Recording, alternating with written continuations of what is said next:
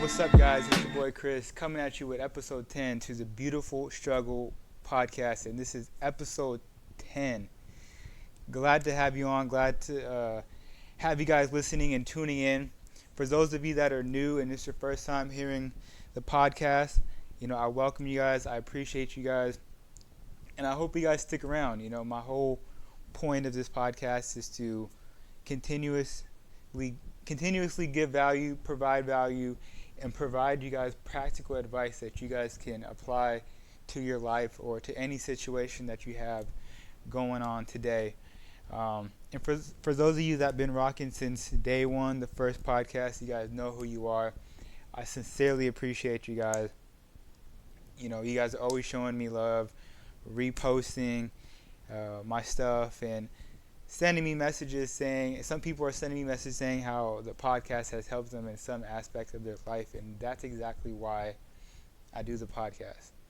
I do it for the people, I do it to help you guys out, and I do it to share the knowledge that I have.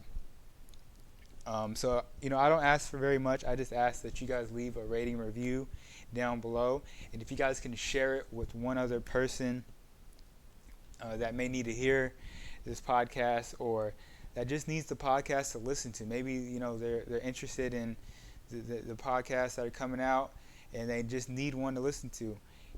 Send them my way. I have one that my podcast releases one episode every single week on Mondays.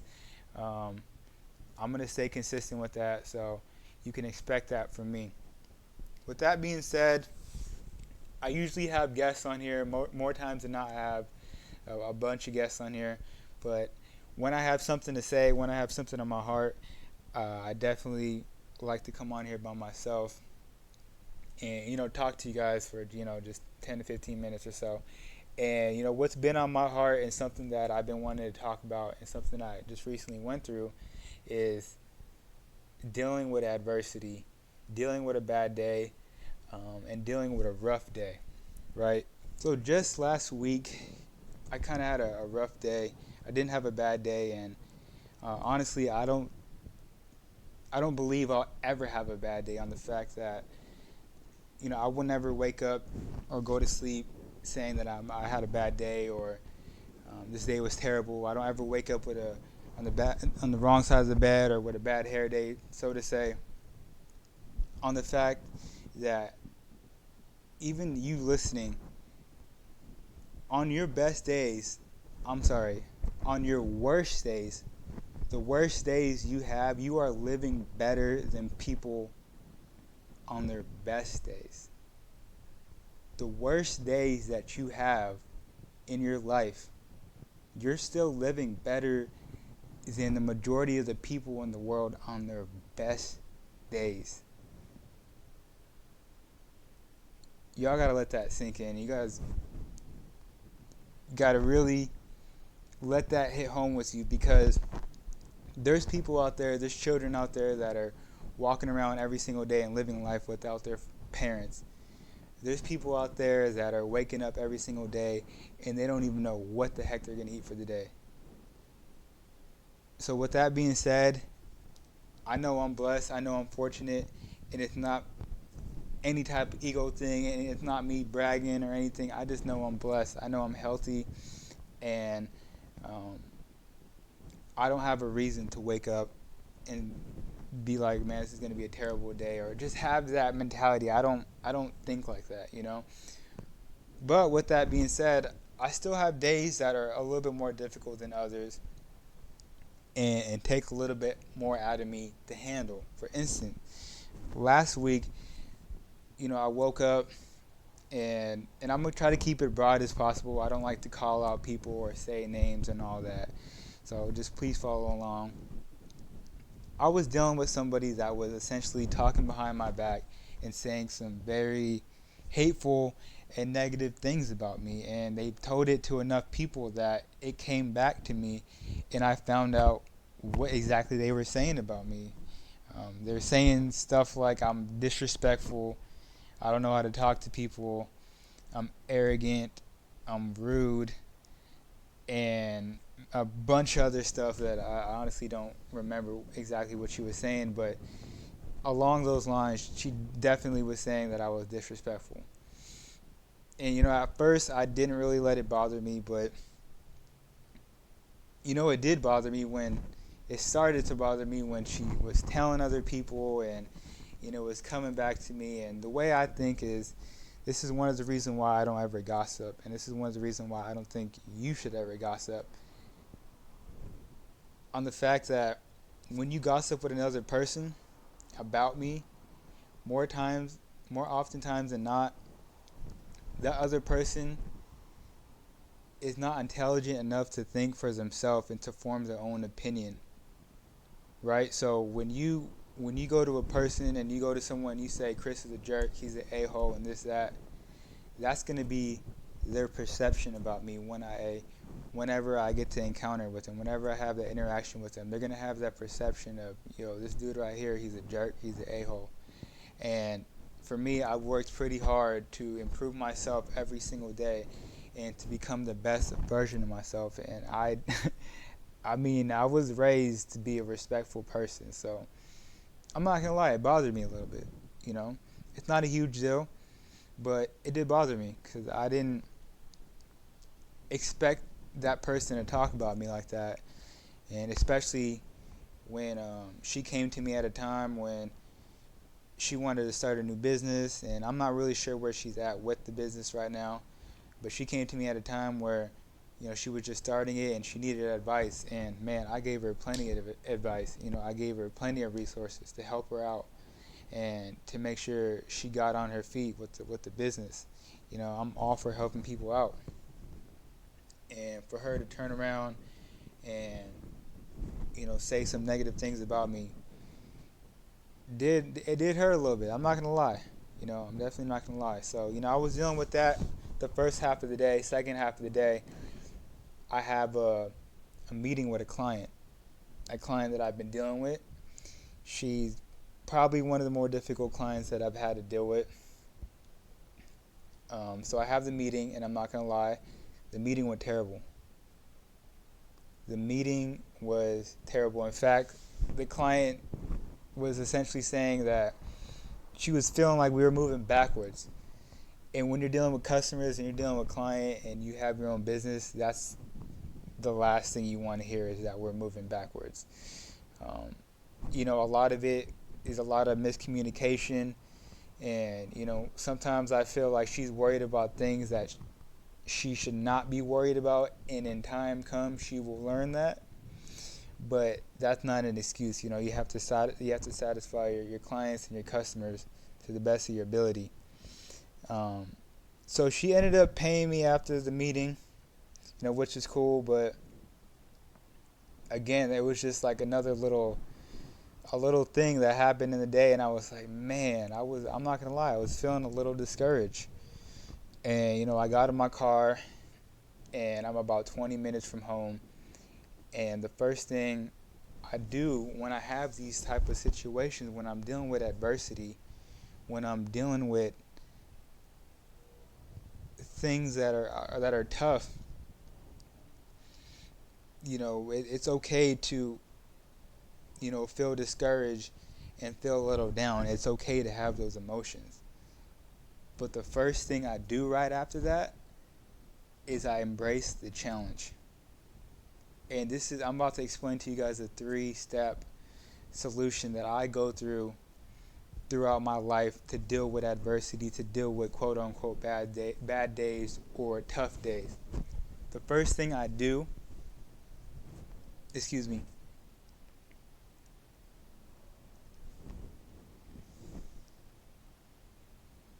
the first thing I do is embrace it.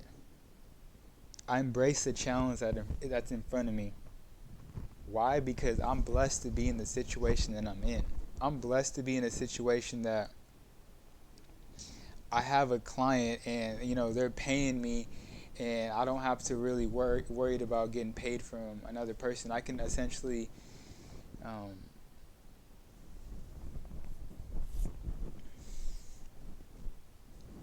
and the first thing I do, after I go through those emotions, and those emotions are quick, trust me, is I embrace the challenge. I embrace it. I embrace the adversity. I embrace the quote unquote, again, the bad days. I embrace it and I go straight after it. Why? Because you can't give up. You cannot give up in these situations.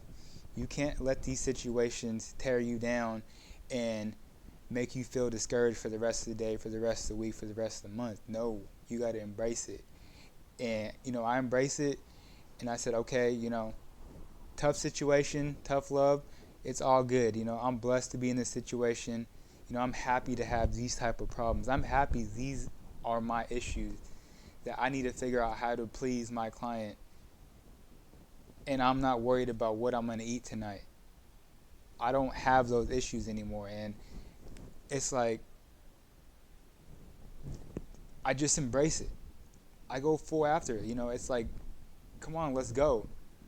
And the reason why I feel like that, in addition, is because I know once I come out of this adversity, once I come out of this tough day, it's going to make me that much stronger and it's going to make me that much more mentally tougher and smarter. And in the future, I'll know how to deal with the situation. So what is the second thing I do after embracing the challenge? The second thing I do is I take ownership. I take ownership in what I did wrong and some of the things that I need to improve on as a person.